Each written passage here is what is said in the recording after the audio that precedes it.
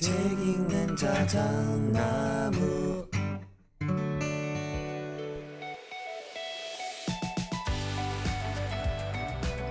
안녕하셨습니까? 여러분 아저씨, 책 읽는 자작입니다. 혹시 인간관계에서 순수라는 말 자주 사용하지 않으십니까? 순수한 우정, 순수한 사랑, 이런 표현들 말입니다. 제발 그 순수라는 말을 과감히 빼고 관계를 생각해보자고 제안하는 아주 돌발적인 책 오늘 소개해드립니다. 제목 관계의 배신, 지은이 전찬우, 펴낸 곳은 좋은 땅입니다. 작가는 아주 현실적이면서도 가슴 깊숙이 파고드는 관계의 진실을 들려줍니다. 그의 메시지는 이렇습니다. 일단 마주할 건 마주하자. 순순히, 판타지니 이런 것들은 일단 모두 걷어내고 사실관계를 제대로 마주한 다음에 본질을 살펴보면 답이 나온다는 겁니다.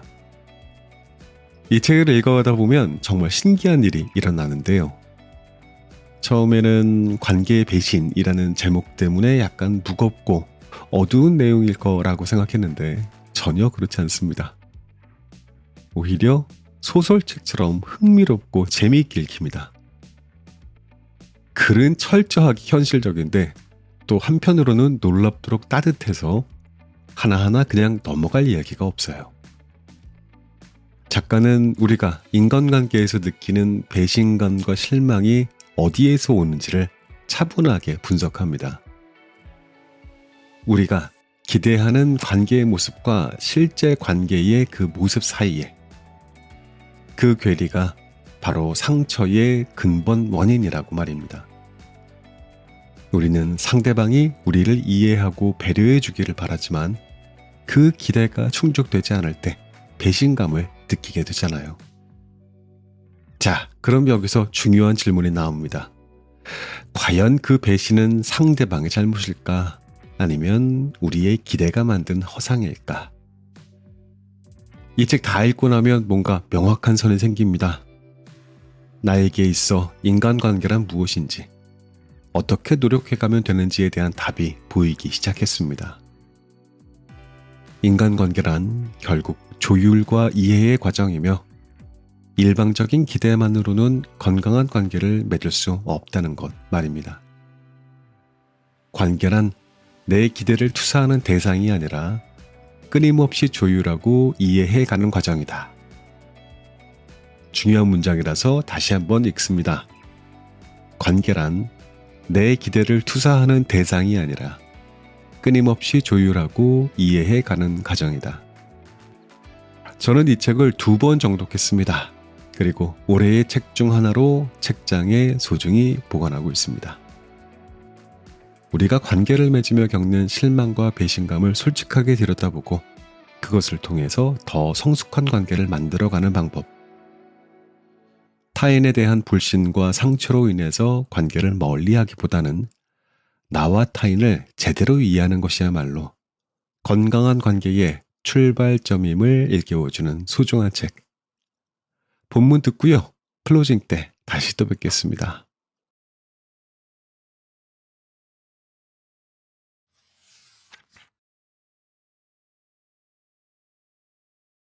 우리는 보통 사람과 어울려야 하는 것에 대해서 어느 정도 필요하다고 느끼는 수준이다.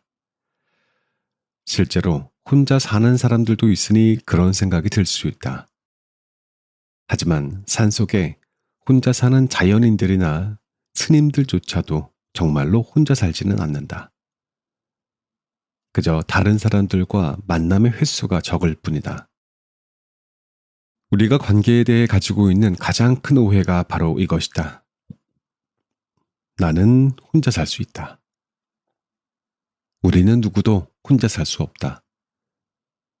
냉정히 말해서 많은 사람들이 관계가 선택적이라고 믿는 믿음은 원래부터 가지고 있던 것이 아니다. 각자마다 어떠한 사정으로 인해 관계를 맺는 것이 어렵고 고통스럽기까지 하기 때문에 그렇게 믿고 싶은 것이다. 관계를 맺는 일은 마치 밥을 먹어야 하는 것처럼 선택 불가능한 문제이다. 이것은 단순한 비유가 아니다. 사람은 다른 사람들과 어울리지 못하면 결국 죽는다. 단지 죽어가는 속도가 느릴 뿐이다. 그 과정조차 불행 그 자체이다. 오히려 굶어 죽는 것은 아주 고통스럽지만 짧다. 고독과 외로움 속에 다가오는 죽음은 아주 길고 지난하다. 어쩌면 같은 죽음이라면 굶어 죽는 것이 더 낫겠다 싶다. 그럼에도 우리는 여전히 관계 맺기를 선택할 수 있다고 믿고 싶어 한다. 인간관계에 대한 오래된 착각. 사람들은 왜 다른 사람들과 어울릴까? 크게 뭉뚱그려 답을 찾아보자면 당연히 행복하기 위해서 그렇다. 실제로 사람들과 어울리다 보면 행복할 때가 참 많다. 서로 힘들 때 공감도 해주고 재미있고 즐거운 대화도 나누고 여행이나 영화 보기 같은 취미 생활을 같이 할 수도 있고 만난 것도 같이 먹고 다양한 정보도 얻고 내가 필요한 사람을 소개받기도 하고 내가 잘 못하는 일을 대신해 달라고 부탁할 수도 있고 갑자기 생긴 야근으로 인해 어린이집에 보낸 아이들 대신 데리고 오도록 부탁할 수도 있고 좋은 직장을 추천받을 수도 있다. 이러한 일들은 혼자서도 할 수 있지만 함께하면 좋고 편리할 때가 훨씬 많다. 물론 단점은 분명히 존재한다. 같이 있을 때 기분만 잔뜩 나빠지는 경험을 했을 때이다. 공감을 바랐는데 비난을 받고 즐거운 대화를 원했는데 자랑만 잔뜩 듣고 영화를 보는데 매번 자기가 좋아하는 장르만 보려고 하고 자기가 필요할 때에는 도움을 줬는데 내가 필요할 때에는 바쁘다는 핑계를 댄다. 그때마다 우리는 어떠한 식으로든 상처를 받게 된다. 결국 관계를 맺는 일에 점점 주저한다. 그러다가 결국 자신이 정한 기준점을 통과한 사람만을 최소화해서 어울리려고 한다. 그러한 과정들로 인해 결국 대부분의 사람들은 나이를 먹어갈수록 점점 더 관계의 범위가 좁아진다. 그런데 이쯤에서 한번 돌이켜보자. 우리는 왜 그렇게 오래된 관계 속에서 상처를 받는 것일까? 물론 의리도 없고 상식도 부족한 사람들이 이 세상에 많아서 그럴 것이다. 그런데 한번 생각해보자. 나는 과연 얼마나 의리가 있었고 상식적이었을까? 내가 비난하고 있는 과거의 그들과 나의 차이가 그렇게나 커다란 것일까? 더해서 그들은 그렇게나 크게 잘못한 것일까? 어쩌면 내가 너무 순수한 관점에서 사람과의 관계를 바라본 것이 아닐까? 그래서 내가 관계에서 너무 많은 것을 바랐던 것이 아닐까? 혹시 그 문제일 수도 있다. 우리는 어려서부터 반복적으로 순수한 관계에 대한 환상에 대해 들어왔다. 그래서 삶의 어느 시기엔 진정한 우정, 찐 친구, 영혼의 짝을 꿈꾸었고 학창시절 한때 교환일기를 쓰기도 했었다. 친구들은 어떠한 목적도 품지 않은 채 내 조건이 아닌 오직 순수한 나 자신을 사랑해줘야 하고 나 역시도 어떠한 조건도 없이 친구들 그 자체를 좋아하고 사랑했어야 했다. 그래서 윤동주 시인의 서시에 나오는 문구 잎새에 이는 바람에도 나는 괴로워했다처럼 우리는 아주 작은 계산적인 행동에도 괴로워했다. 아마 지금도 그것에 대한 믿음이 완전히 사라지지는 않았을 것이다. 우리는 언제나 내 돈, 내 외모, 내 조건, 내 능력, 내가 가진 권력 때문에 나를 좋아하는 게 아니라 그저 온전한 나 자신이기에 나를 좋아해 주기를 바라고 있다. 나를 이용하고 필요로 하는 게 아니라 나를 좋아하고 사랑해 주기를 바라는 것이다. 이용과 필요도 중요하지만 좋아하고 사랑하는 것과는 전혀 다른 것이라고 생각하고 있다. 그런데 과연 정말로 그런 것일까? 내가 제일 좋아하는 가방은 모든 가방들 중에서 내 눈에 예쁘고 쓸모 있기 때문이다. 그 외모와 쓰임새로 인해서 좋아하는 것이다. 내가 제일 좋아하는 컵은 많은 물을 한꺼번에 담을 수 있고 보온이 잘 되어서 차가움도 오래가고 따뜻함도 오래간다. 그 성능으로 인해 좋아하는 것이다. 사실 잘 따져보면 우리가 무엇인가를 좋아할 때에는 반드시 효용성과 유용성에 대한 부분이 기반이 되어 있다. 그러니까 어떠한 식으로든 나에게 쓸모가 있고 유익해야 대상을 좋아할 수 있다는 뜻이다. 더해서 사랑할 수도 있다. 그런데 사람에게 효용성과 유용성을 적용시키면 뭔가 좀 그 느낌이 이상해진다. 왜 그런지 모르겠지만 사람은 뭔가 이용하면 안 되고 효용성을 따지면 안 될 것 같다. 하지만 잘 생각해보면 사람이라고 뭐가 다를까? 우리는 인정하든 안 하든 본능적으로 나에게 이득이 되고 유용한 사람에게 끌리게 된다. 그래서 우리는 이제 사람에 대해서는 효용성이나 유용성 혹은 이득을 얻을 대상 등을 표현하는 대신 매력이라는 단어를 쓰기로 했다. 매력은 누군가가 가진 효용성과 유용성, 그리고 그것이 나에게 쓰였을 때 우리가 얻을 수 있는 이득 가능성에 대한 막연한 믿음을 뜻하는 단어이다. 그러니까 우리는 누군가를 만났을 때 어떠한 식으로든 나에게 이득이 될 것 같을 때 상대방에게 끌린다. 그것의 가장 흔한 예가 바로 외모나 지적 능력이다. 상대방의 좋은 외모를 보고만 있어도 기분이 좋아지고 실제로 이런저런 이득을 얻을 가능성도 높다. 높은 지능은 대화의 즐거움에 더해서 높은 연봉을 얻을 가능성을 의미하며 그러한 사람이 나를 좋아하게 되면 당연히 내 이득 가능성도 높아진다. 돈을 필요로 할 때에는 돈을 잘 쓰거나 돈을 벌 가능성이 높아질 만한 사람을 보면 매력을 느낀다. 많은 사람들이 돈을 필요로 하기에 미국의 유명한 투자자 워렌 버핏은 돈이 많고 돈을 많이 벌 가능성이 높다는 이유로 그와 함께하는 한 끼 식사는 20억에 달한다.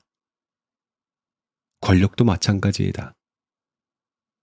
권력을 원하는 사람에게 이미 권력을 가진 사람은 엄청난 매력으로 다가온다. 하지만 반대로 돈이나 권력에 전혀 관심이 없는 사람은 돈이나 권력을 등에 업고 잘난 척하는 사람이 귀찮거나 우습게 보일 뿐이다. 누군가가 가진 매력은 주변 사람들을 끌어들인다. 그래서 우리는 평소 그렇게 다양한 사람들을 만났지만 그중 특정한 몇몇에게만 남다른 매력을 느끼고 운이 좋다면 친구가 되기도 한다. 하지만 상황에 따라서 친구가 되지 못할 때도 있고 친구가 되었다고 해도 언젠가 그 관계가 깨져서 오히려 몰랐던 사이보다 더 안 좋아질 때도 있다. 내가 상대에게 느끼는 효용성과 유용성만큼 상대가 나에게 그것을 느끼지 못할 경우에 그 사람과는 친구가 되기 힘들다. 오히려 아예 둘 모두 서로에게 전혀 그런 것을 느끼지 못한다면 그냥 아는 사람 정도로 끝나기 때문에 별 문제가 되지 않는다. 하지만 한쪽이 다른 한쪽에 일방적으로 매력을 느낀다면 그때부터 인간관계에서 생겨나는 다양한 문제의 흔한 원인이 된다.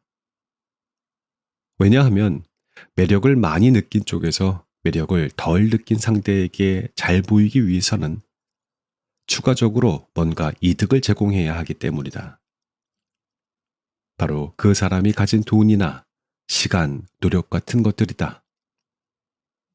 그러니까 내가 타고나서 자연스럽게 전달되어야 할 효용성과 유용성이 부족하기에 따로 별도의 노력을 통해 제공해야만 친구 관계가 만들어지고 유지되는 것이다. 하지만 그렇게 맺어진 관계는 당연히 잠재적인 문제를 품고 있다. 그것은 마치 열심히 노력해서 걷는 것과 같다. 걸음은 그냥 걸어줘야 한다.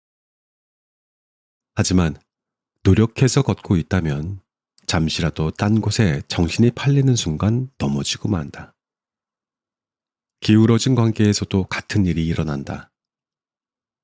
한쪽에서 다른 한쪽으로 일방적으로 노력하는 관계는 그 노력이 멈추는 순간이나 혹은 노력한 사람이 아주 가끔 그 대가를 바라는 순간 깨지고 만다. 왜냐하면 받은 사람 입장에서 생각해 보면 달라고 요청한 것이 아니기 때문이다. 그러니 상대가 노력한 만큼 아니 그 일부라도 되돌려 달라고 했을 때 별로 마음이 쓰이질 않는다. 그렇게 거절될 때마다 노력한 사람은 상처를 입는다. 그래서 떠나려고 한다. 하지만 남겨진 사람은 전혀 아쉬울 것이 없다. 처음부터 딱히 원했던 관계가 아니었다. 그렇게 떠날 때조차 상처를 입게 된다. 살아가다 보면 내가 노력한 사람의 입장이 되기도 하고 반대로 누군가 나에게 그런 입장이 되기도 한다. 그렇게 나도 상처를 받고 나도 상처를 준다. 설령 만난 순간에 서로 매력을 느껴서 친구가 되었다 해도 그것으로 끝이 아니다. 왜냐하면 효용성이나 유용성은 나나 상대의 상황의 변화에 따라서 바뀌기 때문이다. 갑자기 회사에서 잘려서 경제적으로 크게 문제가 생겼을 때는 평소 여행을 함께 하기를 좋아했던 친구들은 도움이 되기는커녕 오히려 내 불우한 처지로 인해 여행을 같이 갈 수 없게 되기에 피할 대상이 된다. 대신 거의 연락하지 않았던 인맥이 넓은 친구는 새로운 유용성을 가진다. 그 친구와는 성향도 잘 안 맞고 취미도 별로지만 나를 좋은 회사에 취직시켜줄 수 있기에 한동안 친구로 지내게 될지도 모른다. 우리는 그렇게 많은 사람들 사이에서 매 순간 자신이 느끼는 이득의 종류에 따라 부유물처럼 떠돈다. 그나마 친구 관계에서는 이러한 것들이 견딜만하다. 친구는 기본적으로 선택적이니까. 그런데 직장 동료나 친척들이나 시댁이나 각종 모임에서 만나게 되는 사람들과 생겨나는 기울어짐은 우리를 몹시 힘들게 만든다. 특히 나보다 우월한 위치에 있는 사람들이 그것을 이용해 나를 흔들어대면 내 삶은 몹시 고단해지고 만다. 주말마다 산행을 하자고 부르는 사장이나 점심때마다 돼지국밥만 먹으려고 하는 부장이나 자전거를 탄 후 매번 못 먹는 술을 마시려고 하는 동호회 지인들이나 명절 때마다 모여 아무런 관심도 없는 자기 동네 재개발 이야기만 잔뜩 늘어놓는 작은아버지나 명절 때마다 그 자신도 먹지 않는 음식을 잔뜩 싸주는 시어머니가 그렇다. 그들은 딱히 매력도 없으면서 내가 아쉬워하는 것을 무기로 나를 자기 의도대로 끌고 가려고 한다. 자기가 하고픈 것을 하고 자기가 먹고 싶은 것을 선택하고 자기가 하고 싶은 대화를 한다. 우리가 다양한 관계 속에서 힘든 이유가 바로 이것이다. 나보다 나이가 많다는 이유로, 높은 직책에 있다는 이유로, 돈이 많다는 이유로, 권력이 강하다는 이유로, 시댁이나 처가라는 이유로 나를 내가 원치 않는 곳으로 끌어들인다. 내가 하고 싶지 않은 것을 하게 하고, 내가 먹고 싶지 않은 것을 먹게 하고, 내가 가고 싶지 않은 곳을 가게 한다. 그러한 현상은 반대로 우리가 언제나 돈과 권력, 그리고 명성 등에 끌리게 되는 원인이 된다. 나 역시도 남에게 휘둘리지 않고 남을 휘두르면서 살고 싶은 것이다. 그러니 우리는 늘 자신이 가진 매력을 극대화하려고 하고 심한 경우엔 부풀려서 좀 더 뭔가를 가진 존재처럼 보이게 하고 싶어 한다. 특히 외모와 달리 당장 눈앞에서 확인이 안 되는 재력, 영향력, 지적 능력 등이 그런 대상이 된다. 그래서 무리를 해서라도 비싼 차를 타려고 하고 유명한 사람과의 관계를 과시하고 제대로 알지도 못해도 다 아는 듯 떠든다. 이렇듯 매력이나 우월적인 위치는 누군가를 내 의도대로 움직이게 만드는 힘의 원천이다. 물론 나만 그것들을 가진 것이 아니기에 내가 상대방에게 맞추기도 하고 그러한 움직임이 서로에게 잘 맞으면 아주 좋은 관계로 이어지기도 한다. 하지만 모든 관계가 그럴 수는 없다. 그러니 관계가 힘든 것이다. 그렇다면 매력이 부족하고 우월적인 위치에 서지 못하는 사람은 평생 동안 누군가에게 끌려다니면서 살아가야 하는 것일까? 다행히 그것은 아니다.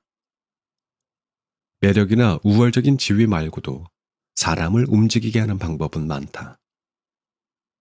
예를 들어 식당에서 음식을 시켜 먹을 때 그렇다. 식당에서 일하는 사람이 내 주문을 받고 음식을 만들어야만 나는 밥을 먹을 수 있다. 그때 내가 그 사람을 움직이게 하는 힘은 바로 내가 지불하는 합당한 돈이다. 물론 어떠한 사람들은 지불하는 돈을 손님이 왕이라는 말로 인해 우월적인 지위의 수단으로 믿기도 한다. 이러한 식으로 우리에게는 매력이나 우월적 지위 이외에도 많은 종류의 사람을 움직이는 법이 존재한다. 그것을 다르게 표현하면 바로 대상을 조종하는 것이다. 하지만 우리는 놀랍게도 우리가 누군가를 조종한다는 사실을 부정하고 내가 누군가에게 조정당한다는 사실에 몹시 기분 나빠한다. 그런데 이 착각이 우리가 인간관계를 망치는 원인이 되기도 한다. 우리는 관계에 이득, 조종과 같은 단어가 끼어드는 것을 몹시 싫어한다. 그러한 것들은 순수하지 못하다. 하지만 그러한 착각이 결국 관계에서 수많은 문제를 일으킨다. 원래 세상이 선하다고 가정하면 이 세상은 악당들의 천국으로 보일 수밖에 없다. 오히려 반대로 세상은 본질적으로 악한 것으로 가정하면 가끔 보이는 선한 사람들의 모습에 감동이 밀려온다. 같은 맥락으로 관계를 순수하게 바라보면 볼수록 반드시 상처받을 수밖에 없다. 반대로 관계를 철저하게 이기적인 계산 행위로 바라볼 때 가끔 보이는 순수함이 우리를 행복하게 해줄 수 있다. 타인은 나의 이익을 위해 존재한다. 우리가 지금껏 다른 사람과의 관계 속에서 다양한 형태의 어려움과 상처를 받은 이유는 사람들이 이기적이거나 사람들이 어떠한 문제가 있거나 사람들이 의리가 없어서가 아니다. 또한 나에게 어떤 문제가 있어서도 아니다. 그것은 단지 인간관계 그 자체에 대한 잘못된 이해 때문이다. 인간관계의 목적을 단 한마디로 정의한다면 이것은 나의 이득이다. 조금 더 깊게 표현하면 우리는 누구나 나의 생존을 위해서 인간관계를 한다. 우리는 그 누구도 너를 위해서 뭔가를 하지 않고 다른 사람들도 역시 나를 위해서 뭔가를 하지 않는다. 우리는 그저 각자 서로의 이득을 추구할 뿐이다. 단지 그것을 위해서 가능하다면 내 이득이 너에게도 이득이 되는 방법을 찾으려고 애쓴다. 그래야만 내가 나의 이득을 위해서 움직여줄 것이기 때문이다. 그 방법이 실제로 너에게 이득이 되지 않더라도 그럴듯한 이유를 만들어서 마치 이득이 될 것으로 보여지도록 한다. 심지어 스스로 나는 정말로 너를 위해서 그렇게 한다고. 그러니 너는 내가 말한 대로 움직여야 한다고 강요한다. 이것이 우리가 타인을 조종하려고 하는 이유이다. 부부, 부모와 자식, 형제, 친구, 지인, 동료 상관없이 모든 종류의 관계는 너를 내 이득을 위해 움직이게 하려는 동일한 목적을 가지고 있다. 웃긴 농담을 해서 상대방을 기분 좋게 하면 호감을 얻을 수 있고, 상대는 언젠가 내 부탁을 들어주거나 혹은 나에게 필요한 정보를 전달해 줄 가능성이 높아진다. 좋은 외모를 가진 것도 마찬가지이다. 노래를 잘하는 것이나 그림을 잘 그리는 것도 나에 대한 호감도를 높이는 아주 좋은 방법이다. 많은 지식을 가지고 있어도 호감을 얻을 수 있으며 뛰어난 운동 능력도 그렇다. 이러한 것들이 아주 탁월하다면 개그맨이 되거나 연예인이 되거나 학자가 되거나 예술가가 되거나 운동선수가 되어서 불특정 다수에게 큰 이익을 취할 수도 있다. 우리가 살아가면서 끊임없이 타인의 관심, 인정, 사랑 등을 원하는 근본적인 이유도 동일하다. 누군가 나를 좋아하면 좋아할수록 상대를 내 뜻대로 움직이게 할 수 있고, 인정하면 할수록 내 의도가 잘 통하게 되고, 많은 사람들에게 관심을 받으면 받을수록 내가 하는 말 한마디에 파급 효과가 커진다. 이러한 현상들은 모두 내가 사람들을 조금이라도 더 쉽게 조종할 수 있다는 것을 의미한다. 누군가 나를 정말 많이 좋아한다면 내가 딱히 상대를 조종하지 않아도 알아서 조종된다. 나에게 선물을 사다 주고, 변화된 외모를 칭찬해주고, 만난 것을 사주려고 하고, 심지어 정말로 많이 사랑하게 되면 내가 아플 때 내게 자신의 장기를 기증해 주거나, 내가 위험할 때 자신의 목숨을 걸고 나를 구하려고 할 것이다. 내가 조종하지 않아도 알아서 움직여주는 것, 사실상 최고의 조정 방법이다. 단지 여기에서 유일한 문제는 내가 원하지 않았는데 조종되는 것이다. 그것은 어떨 때 끔찍한 공포가 된다. 공감을 원하거나 착하게 구는 것은 협박, 허세, 거짓말, 잘난 척과는 전혀 다른 것처럼 느껴지지만 사실상 타인을 조종하려는 동일한 목적을 가지고 있다. 하지만 우리는 이 둘을 나눠서 내가 하는 공감은 좋은 것, 네가 하는 허세는 악한 것이라고 정의하려고 한다. 그런데 실제로 보면 협박이나 허세는 통하지 않아도 아무런 문제가 없는데, 공감을 얻지 못하거나 착한 것에 대한 적절한 보상을 받지 못하면 상처를 입거나 배신감을 느낀다. 그렇다면 정말로 더 선한 것일까? 다양한 관계 속에서 우리가 추구하는 것들은 우리가 그동안 굳게 믿어왔던 것과 달리 전혀 순수한 것이 아니다. 오히려 각자의 이득을 위해 쟁취하기 위해 싸우고 있는 눈에 보이지 않는 전쟁터이다. 단지 누가 더 좋은 무기를 가지고 있는지, 누가 더 능동적으로 그 전쟁에 참여하고 있는지 정도만 차이가 난다.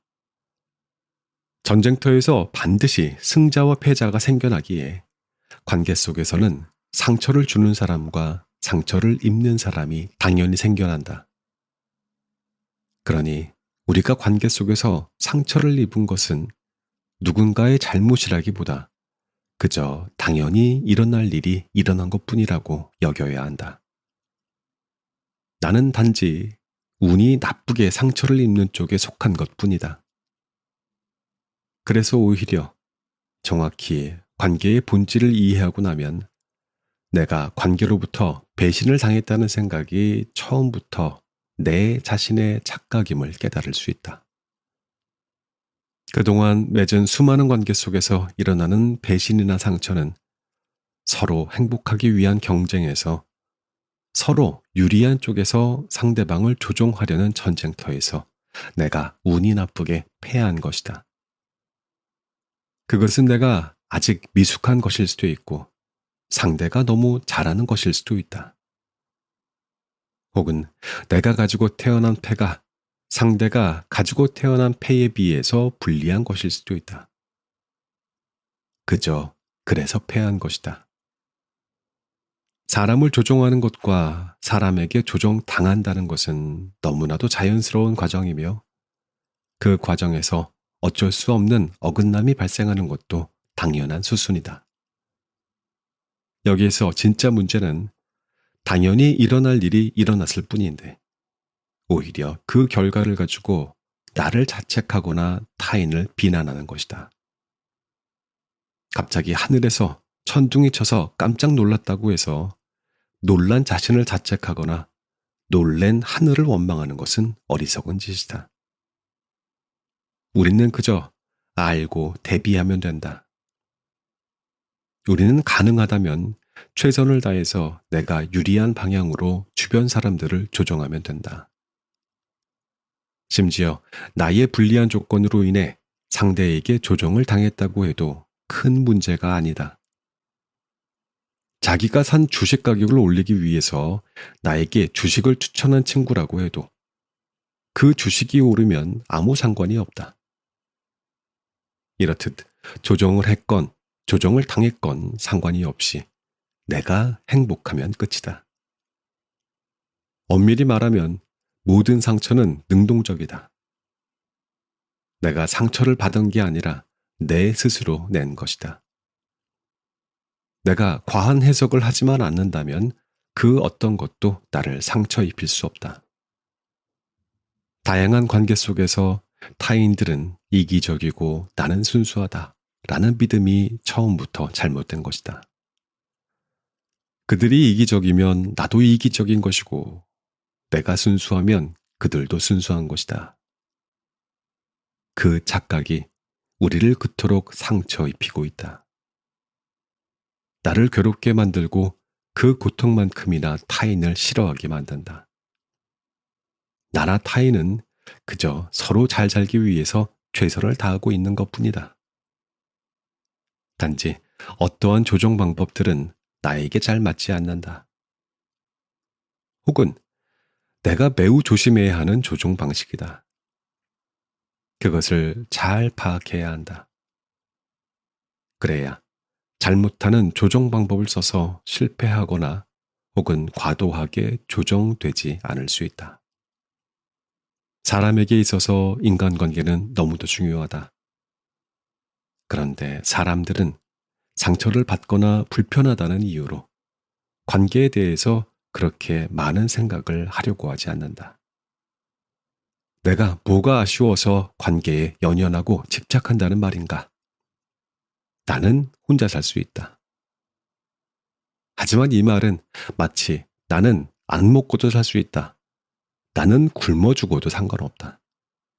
나는 내 삶에 관심이 없기 때문에 내가 죽든 말든 신경 쓰지 않는다 라는 말과 같은 표현이다. 그럼에도 이 말을 들으면 반발감부터 밀려온다. 도대체 관계가 왜 그렇게 중요해야 하는지 도저히 이해할 수 없다. 하지만 진실은 숨겨져 있다. 중요하지 않아서 안 하는 것이 아니라 잘못하니까 중요하지 않게 여기기로 한 것이다. 이것은 일종의 자존심이다. 그래서 충분히 이해한다. 어린 시절에는 그럴 수도 있다. 하지만 나이를 좀 먹었다면 조금 다른 태도를 취할 수 있다.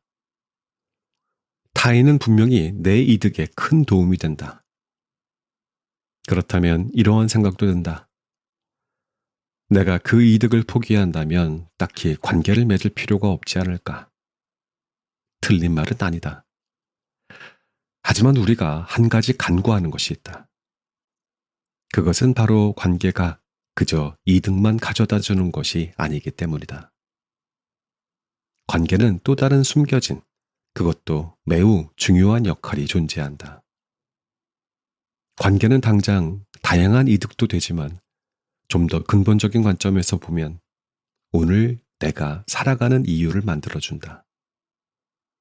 그래서 어쩔 수 없이 혼자 살게 되는 사람은 한참을 불행 속에 있을 때 삶을 스스로 마무리하고 싶다는 욕구가 치밀어 오르게 된다.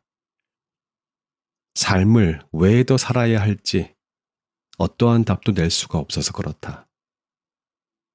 물론 혼자 살더라도 충분히 행복하고 좋은 일만 있으면 전혀 그런 생각이 들지 않는다. 하지만 반대로 우연히 불행하고 나쁜 일이 계속 겹치면 당장 그러한 생각부터 떠오른다. 너는 내가 사는 이유가 되어주고 나는 네가 사는 이유가 된다.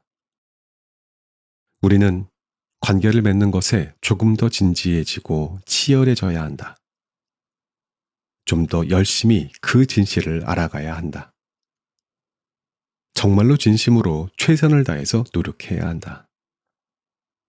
나를 진심으로 사랑한다면 그렇게 해야 한다. 누군가와의 좋은 관계는 내 삶을 가장 행복하게 해주는 가장 좋은 선물일 수밖에 없다.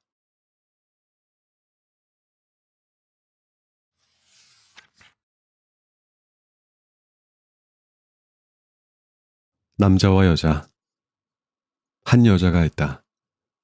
그녀는 오늘 김장을 해야 하는 날이라서 걱정이 많다. 김장은 1년에 한 번만 하면 되지만 그 한 번이 쉽지가 않다. 꽤나 많은 것들을 준비해야 한다. 배추, 무, 파, 고추 등등 수많은 야채와 다양한 재료를 사야 한다. 그나마 절인 배추는 배달해 주지만 나머지들은 다 사서 날라야 한다. 그래서 힘 좋은 남편이 하루쯤 쉬면서 좀 도와줬으면 하지만 오늘도 바쁘다는 남편은 휴가를 못 낸다고 한다. 여자는 하루 종일 힘들게 일을 했다. 그래도 오후쯤 다 끝내고 나니 기분이 홀가분하다. 잠시 쉬었다가 김치를 담근 김에 오늘 저녁은 남편이 좋아하는 보쌈을 하기로 마음을 먹는다. 그렇게 남편의 퇴근 시간에 맞춰서 고기를 삶는다. 그런데 고기가 다 익었는데 남편이 들어오지를 않는다.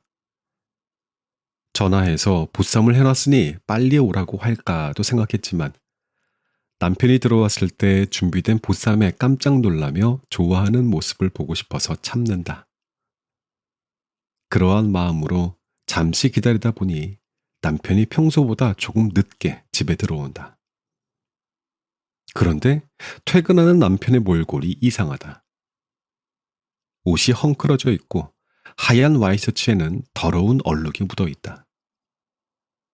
더군다나 늦가을임에도 불구하고 얼굴에 땀이 흐르고 있다. 그 순간 여자는 남편에게 무슨 나쁜 일이 생겼을지도 모른다는 생각이 들면서 속이 철렁한다. 여자는 걱정이 되어서 무슨 일이 있었느냐고 물어본다. 그런데 남편은 여자가 전혀 예상치 못한 대답을 한다. 옆집에 새로 이사 온 새댁이 김장을 하는지 무거운 물을 들고 낑낑대고 있어서 지금까지 그것을 다 날라주느라 늦었고 옷도 이렇게 되었다고 한다. 그 말을 듣는 순간 여자의 마음속 깊은 곳에서 갑자기 뭔가 욱 하고 치민다. 손이 떨리고 얼굴이 붉어지면서 자신도 모르게 미친놈이라는 말이 튀어나온다. 그러자 남편은 아내가 자신에게 왜 그런 욕을 했는지 모르겠다는 황당한 표정으로 바라보고 있다. 상대가 여자라서 도와준 것이 아니라 그냥 옆집 사는 사람이 힘들게 낑낑대고 있어서 도와준 것뿐이라고 항변한다. 자신이 딱히 무슨 사심이 있어서 그런 것도 아닌데 왜 그런 식으로 듣자마자 욕부터 하냐고 오히려 짜증을 낸다. 하지만 여자는 남편의 말이 곧이곧대로 들리지 않는다. 설령 남편의 말이 사실이라도 화가 난다. 그 순간 갑자기 하루 종일 힘들게 김장을 담그던 자신의 모습이 주마등처럼 스쳐간다. 힘들게 낑낑거리며 무를 나르고 배추를 정리하던 자신의 모습이 떠오른다. 그런데 남편이라는 새끼는 세상 친절한 사람의 모습이 된 채 헤헤거리며 옆집 여자 무나 날라다주고 저런 몰골로 들어온 것이다. 여자는 결국 삶아놓은 보쌈 고기를 냉장고에 넣어버리고는 저녁을 알아서 처먹으라고 하고는 방에 들어가 버리고 만다. 한 남자가 있다. 그는 오늘따라 심사가 뒤틀린 상사로 인해서 별일 아닌 것으로 한참을 깨졌다.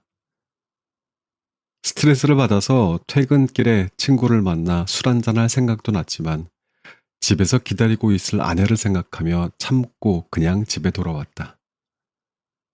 그런데 집에 도착하니 아내는 밥도 차려놓지 않고 어두운 식탁에 홀로 앉아있다.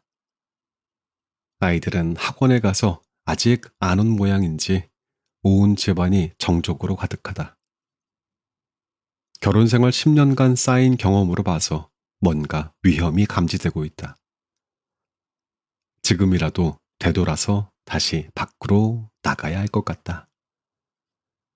아내는 막 퇴근하고 들어온 남편이 자신의 눈치를 보며 옷을 갈아입는 동안 가만히 있다가 간단히 씻고 나오는 남편을 보고는 그 유명한 잠시 앉아봐 할 말이 있어 라고 한다.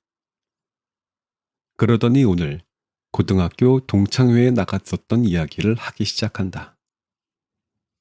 명숙이는 최근 집을 샀다고 한다. 종희네 남편은 부장으로 진급했다고 한다. 은혜의 아이는 전교 1등을 했다고 한다. 미정이는 남편이 해외 출장을 다녀오면서 사온 비싼 명품백을 차고 왔다고 한다. 학교 선생님이지만 아직도 결혼을 못한 은정이는 겨울방학 동안 한 달간 유럽 여행을 다녀올 것이라고 한다. 그러면서 자신은 집도 없고 출세한 남편도 없고 공부 잘하는 아이도 없고 명품백도 없는 데다가 결혼까지 해가지고 유럽 여행도 못 간다고 신세 한탄을 한다. 듣고 있던 남편은 딱히 대꾸할 말이 떠오르지 않는다. 아이들이 공부를 잘 못하는 것 말고는 다 자신이 돈을 많이 벌지 못해서 생겨난 문제 같다. 어쩌면 아이들도 비싼 과외를 하게 해주면 공부를 잘할지도 모른다. 하지만 그렇다고 해서 자신의 연봉이 갑자기 오를 리가 없다. 그것을 뻔히 알면서도 왜 저런 말을 나한테 할까? 그런데 다 떠나서 정말로 도저히 이해가 가지 않는 점이 하나 있다. 사실 이런 날이 오늘이 처음도 아니었다. 아내는 매년 동창회에 다녀오면 늘 저렇게 저기압이 되어 있다. 그런데도 왜 그렇게 기를 쓰고 동창회에 나가는 것일까? 다녀온 후에는 저런 상태가 될 것이 뻔하면서 이제는 안 나가야 하는 것이 맞지 않은가? 아내 말로는 오랜만에 친구들 만나는 것이 좋고 가면 새로운 소식이나 애들 교육에 필요한 좋은 정보도 들을 수 있어서 나간다고 한다.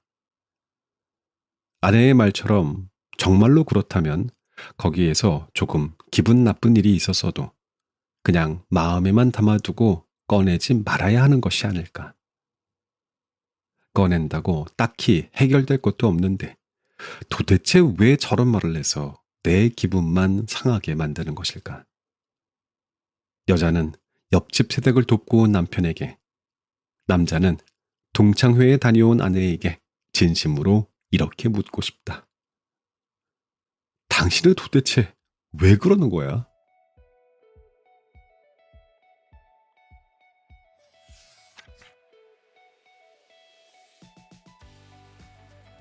이 책의 낭독은 여기까지 하겠습니다.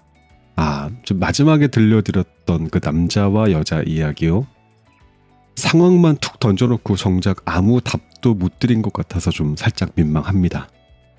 이 남과 여의 다름을 어떻게 풀어가야 할지 그 중요한 뒷이야기를 끝내지 못했어요.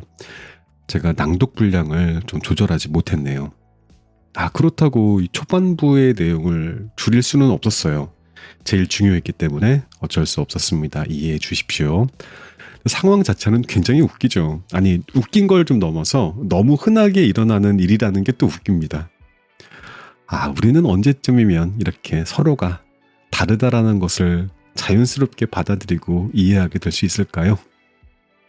혹시 남과 여, 그 뒷이야기가 궁금하신 분들은 책을 직접 사서 읽어보시는 것을 추천드립니다.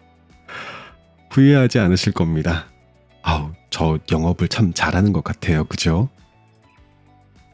자, 제가 이 책에서 꼭 짚고 싶었던 부분은 초반에 들려드렸던 인간관계의 본질에 대한 겁니다. 우리는 어려서부터 인간관계에 대해서 좀 깊은 환상을 품어온 것 같아요. 관계는 순수해야 되고 그 자체로 숭고한 가치를 지닌다라고 믿어왔어요. 그런데 현실은 우리가 상상하는 것과는 좀 다릅니다. 자, 이 글은 이러한 관계에 대해서 우리가 잘못된 인식을 지적하고요. 그 본질을 좀 냉철하게 직시하자고 이야기해요. 우리가 어떤 물건을 선택을 할 때요. 그 물건의 효용성과 유용성을 고려하잖아요. 가방을 좋아한다. 그러면 이 가방의 내구성이나 디자인이나 그런 유용성과 효용성을 보듯이 인간관계에서도 마찬가지라는 이야기입니다. 서로에게 어떠한 형태의 이득이 되는지를 무의식적으로 따지게 된다는 겁니다. 이는 비단 물질적인 이득만을 의미하는 것은 아니고요.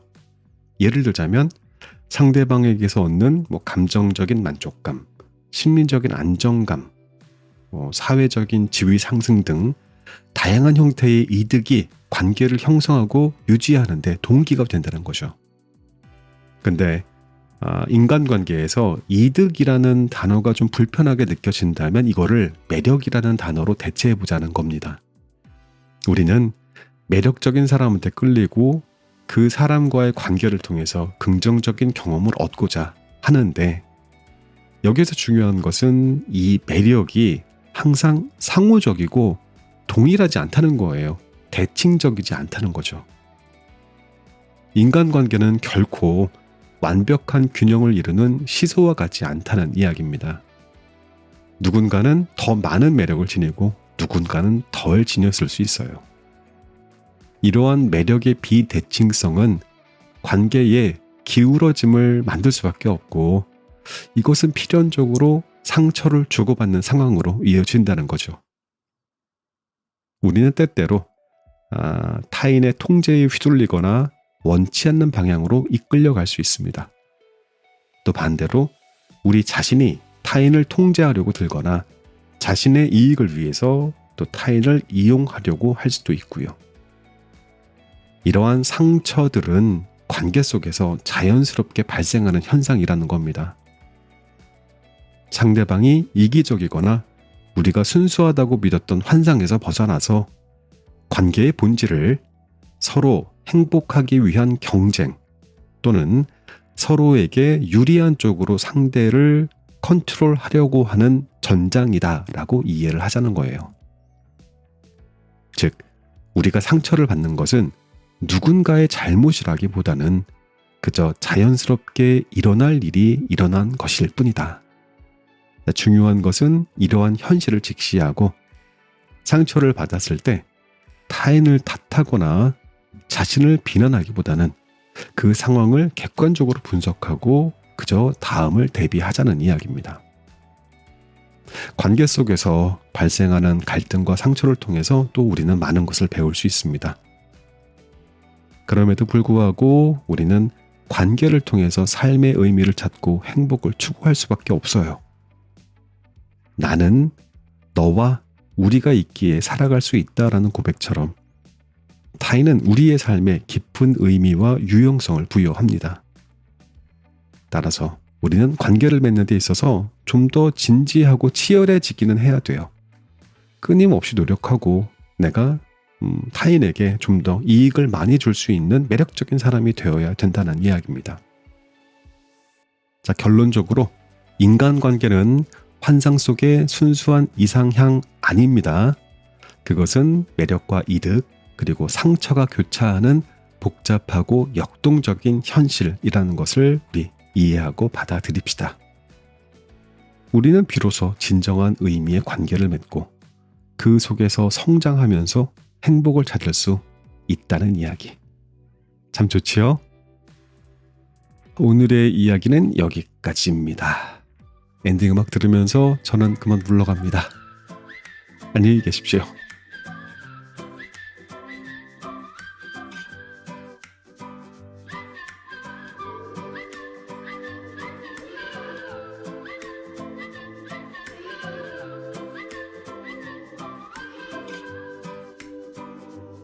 For all the history of the human race, we've been trying to figure out communication. From beating on a drum to painting up in a cave. Then the language came and we got these letters. Centuries tried to use them better, but now it's easy to overcomplicate.